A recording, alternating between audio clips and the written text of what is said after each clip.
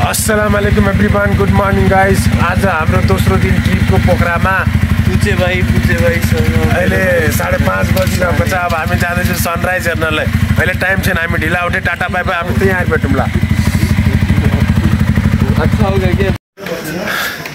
Sunrise हेर्नको लागि हामी सारङकोटको टपमा छु।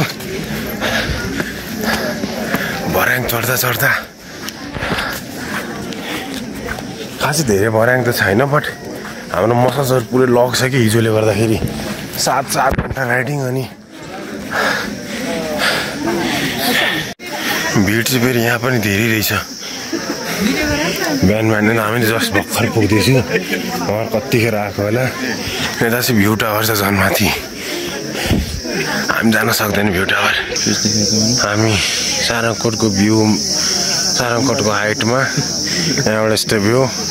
अब यता कतिवटा सँग बोल्न नि भइरहेको छैन हो। यो थकाइदियो अरे यिनीहरूले। यत्रो हतार गरेर आएको। सूर्यको त नाम पनि छैन यहाँ त। दौडी आएको, थाकी आएको। खालि बादलै बादल छ त। अहिले बादलै बादल छ। त्यो सनराइज नभएपछि सनसेट हेर्ने नि साँझ परेपछि त। आउँदा ढिलो गरेको कि तिमीले सनसेट पनि भइसक्यो। कुन चाहिँ दुनियाँमा बाँचिरह र हामी त्यस्तो।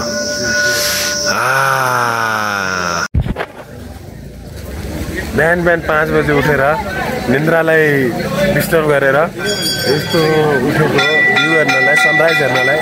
न सनराइज छ न भ्यू छ। बादलले पुरै छेकिएको निद्रा लागिरहेको छ यार। निद्रा चाहिँ फेरि मिठो निद्रा लागिरहेको छ।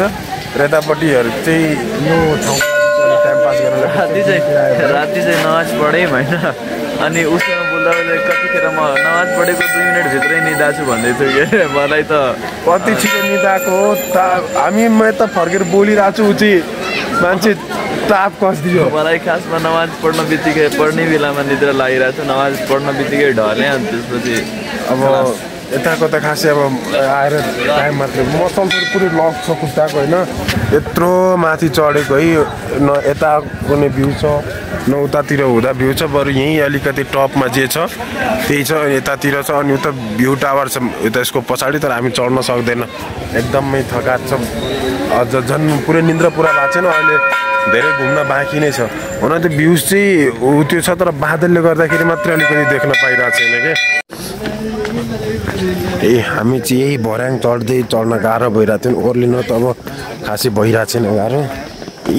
बिमारीमा ओर्लिन त तँलाई धक्का दिए पनि पुगिन्छ।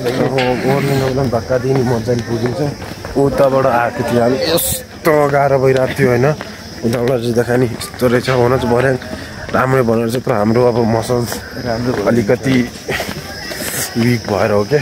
किनभने हिजो पुरै दिन घुम्यो, ड्राइभिङ गरियो। म चाहिँ मेरो साथी आमिरको लागि यो भर्याङको ठाउँमा एक्सकेलेटर लगाइदिन्छु होइन। अनि आमिर त्यहाँ तल उभिन्छ होइन। अनि ठ्याक्क माथि पुग्छ कि सिधै। अब के भन्छ अरे अब मान्छे एसएससी पढ्दैछ, त्यसपछि सिएनी गर्ने अनि एलएलबी पनि गर्ने। उसको एउटा स्यालेरीबाट त मजाले काठमाडौँमा 4 तल्ला 5 तल्लाको एउटा घर त आउँछ नै हो। कुरा त केटोले यस्तो गर्दैछ जसरी मैले पढाएँ होइन, स्मग्लिङ गर्दैछु। पढाइ दरो खाले पढाइ गर्दैछ नि त। हामी जस्तो सस्तो फस्तो पढाइ छैन होइन। सस्तो बस्तो नै हुँदैन। हेर खोप इन्साअल्लाह भन्दै के हो पछाडि गाडी आइसक्यो। छिटो हिँड्नु। भन्दा साँच्चै कम छ यो। परेसान हुन्छ योबाट त। Now we are back to main highway. Now we will go to our next destination. Thank you. हामी त जाने थियो कति हन्तै, तर त्यहाँ जान सकिएन। बोटिङ गर्न आएको किनभने म्याप अब नेपालको त्यस्तै भयो। राति जहाँ आएको थिएँ, अब रातिको भ्यूज र यो अहिलेको भ्यू पोखराको फेवातालको मजा लिँदै अब लेक साइडमा आएर अब यहाँ रमाइलो गर्नु पर्यो। हुन त राति पनि एकदमै राम्रो बबाल टाइम पास भइरहेको थियो, बट अहिले पनि ठिक छ होइन। यो सबै हामीहरू पनि बोटिङ सोटिङ गरिन्छ कि गरिँदैन।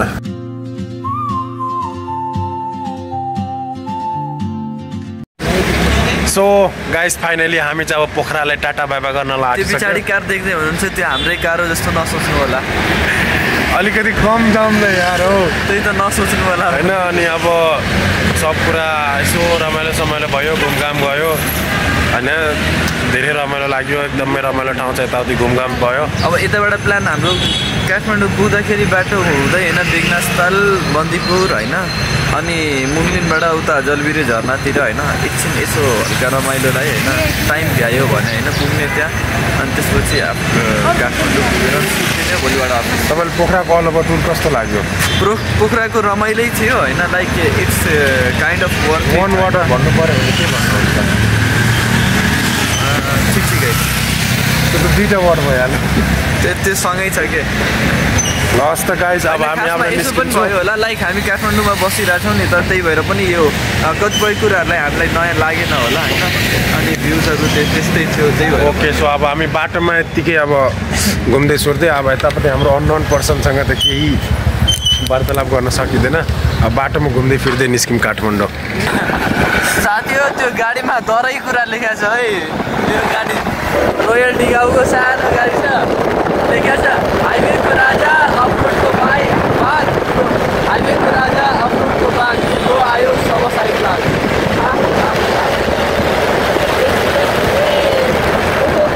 गाइस हालत फेरि खराब हुन थाल्यो फोटो पो बनाएर तेरिका बोल्दिरहेको छु म यहाँ हामी पोखराबाट निस्केको अब मुगलिङको लागि अब अहिले चाहिँ लगभग मुगलिङ कति यहाँ 22 किलोमिटर लेखाएर छ अझै 22 किलोमिटर छ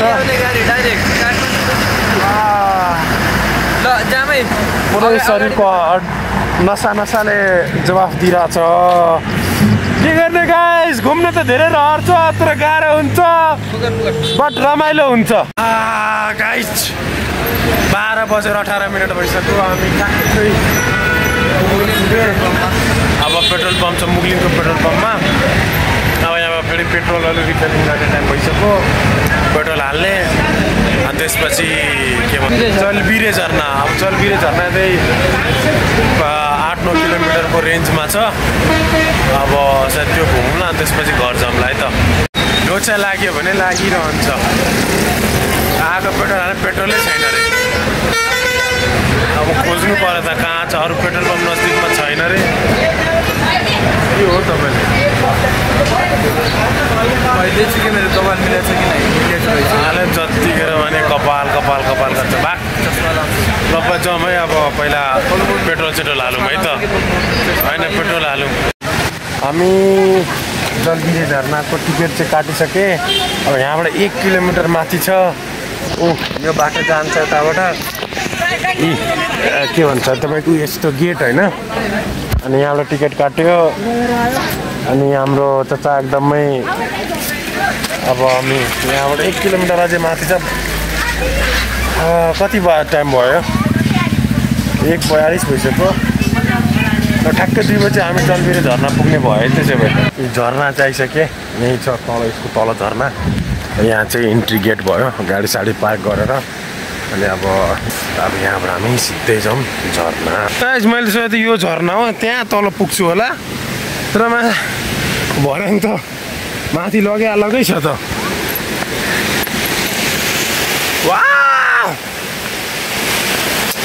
वाट झरना काइच झरना त्यो टप झरना हामीले त्यहाँ पुग्नु पर्ने छ अहिले उताबाट पानी हुँदै यता अर्को झरना यता पानी जा म त अहिले पुरै आधी पनि चढाएको छैन गइसक्यो मेरो लभ जलबिरे यसमा नुहाउनु पाउने छैन अझै चढ्नु पर्यो भर्याङ यहाँ ब्याग यस्तो भारी बोकाइदिएको छ केटाले यो केटीभन्दा साँच्चै होइन कम छैन कि म अस्ति थिएँ भन्दा चाहिँ केटीभन्दा केही कम छैन कि यो यतिखेर चाहिँ माथि चढ्नु छ हो यो यत्रो फेरि सिडी चढेर आयो अहिलेसम्म सकेको छैन अरे माथि छ यो त खुल्ना कप्चाबाट कस्तो देख्दो रहेछ वाउ जति माथि आयो त्यति धेरै सुन्दरता बढ्दै गयो हाम्रो साथमा के भइरहेछ हो हिजो घुम्न गएको होइन त्यो माथिसम्म गाडी जाँदो रहेछ तर हामीले थाहा नभएर तलै गाडी राखेर हामी हिँड्दै गएको है। आज बिहानै त्यो सनराइज हेर्न गएको त्यहाँ पनि माथिसम्म गाडी जाँदो रहेछ हामीलाई थाहा नभएर आधै बाटोमा राखेर फेरि हिँडेर गएको। अनि यो झर्ना आउँदा पनि त्यो यहाँ माथिसम्म गाडी आउँदो रहेछ हामीलाई थाहा नभएर बाटोमा राखेर हिँड्दै यस्तो भर्याङहरू चढ्नु परिरहेछ। बाइक हुँदा आउँदा पनि सबै कुराको रमाइलो भइरहेछ, हाइकिङ भइरहेछ, बाइकिङ भइरहेछ, एभ्रिथिङ। र सिन चाहिँ जति माथि गइरहेछ त्यति धेरै ब्युटिफुल भइरहेछ कि इट्स वन्डरफुल के wonderful. Now the feeling of झर्ना इज कमिङ। झर्नाको बल्ल पानीहरू उडेर मुखमा पर्न थालेको छ। इट्स वन्डरफुल के ब्युटिफुल। रमाइलो भइरहेछ एकदम होइन पुरा पानी नालीमा जाँदाखेरि एकदम रमाइलो भइरहेको थियो। बस्ती आएर चाहिँ नुहाउनमा यहाँ मान्छे धेरै रहेनछ पनि भित्र भगले गर्दाखेरि होला एकदम रमाइलो भइरहेछ। अनि पुरै यस्तो अनि यहाँ माथिबाट आउँदा अनि यतातिर आएर अनि उता जान्छौँ न चाहिँ एकदम बबाल मजा आइरहेछ। यहाँ होइन यति पानीको धेरै फोर्स छ त्यहाँ जानेलाई पनि गाह्रो माथिबाट यति धेरै पानी आउँछ झरेर उभिन सकिरहेन के उभिन सकिरहेन के हामी यतापट्टि हेर्ने गरेर आँखा खोलेर पनि उभिन सकिँदैन कि क्यामेरामा पानी परेछ यहाँ साफ गर्दा गर्ने जति गरे केही नहुने के।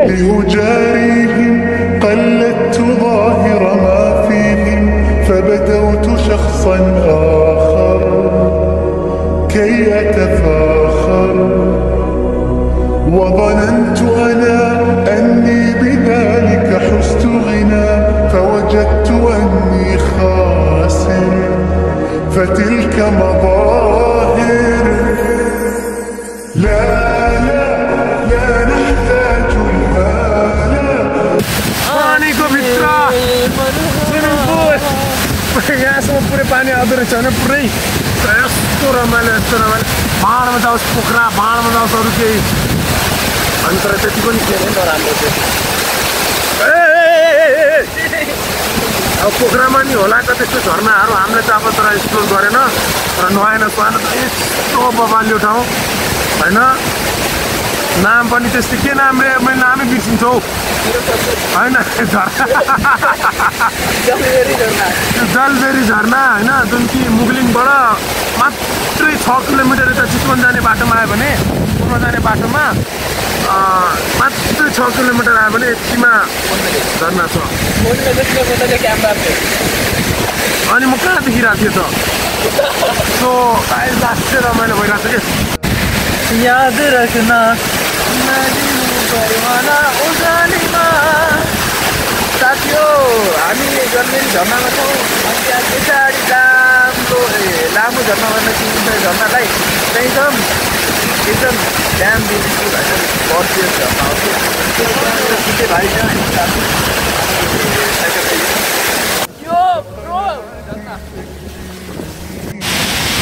नुहाएर सुहाएर स्विमिङ टिमिङ गरेर झर्नामा खेलेर फुल फ्रेस भएर लास्ट थकान भइसक्यो फेरि र नुहाएपछि एकदमै थकानहरू जाँदो रहेछ के।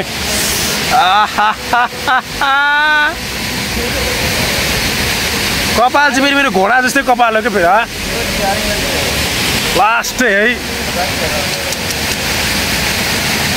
कपाल चाहिँ मेरो बिहान फर्दिनले त्यत्रो भनेको एउटा सेम्पू किनेर ल्याइदिनेलाई ल्याइदिने यार।